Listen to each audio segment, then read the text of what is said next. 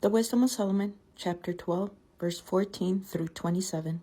Neither shall king or tyrant be able to set his face against thee for any whom thou hast punished.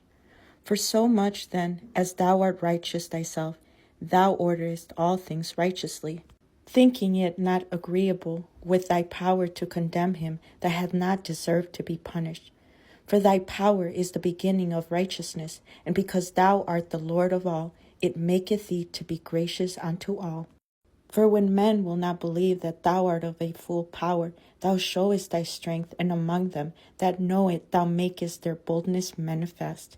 But thou, mastering thy power, judgest with equity, and orderest us with great favor, for thou mayest use power when thou wilt.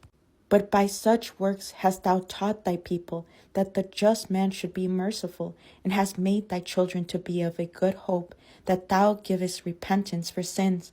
For thou didst punish the enemies of thy children, and the condemned to death, with such deliberation, giving them time and place, whereby they might be delivered from their malice. With how great circumspection didst thou judge thine own sons, unto whose fathers thou hast sworn, and make covenants of good promises.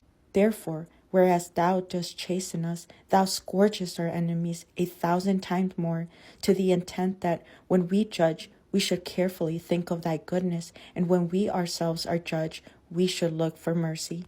Wherefore, whereas men have lived dissolutely and unrighteously, thou hast tormented them with their own abominations. For they went astray very far in the ways of error, and held them for gods, which even among the beasts of their enemies were despised, being deceived as children of no understanding.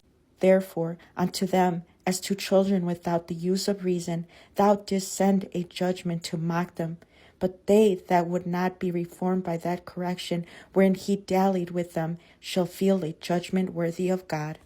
For look, for what things they grudged when they were punished, that is, for them whom they thought to be gods, now being punished in them. When they saw it, they acknowledged him to be the true God, whom before they denied to know, and therefore came extreme damnation upon them.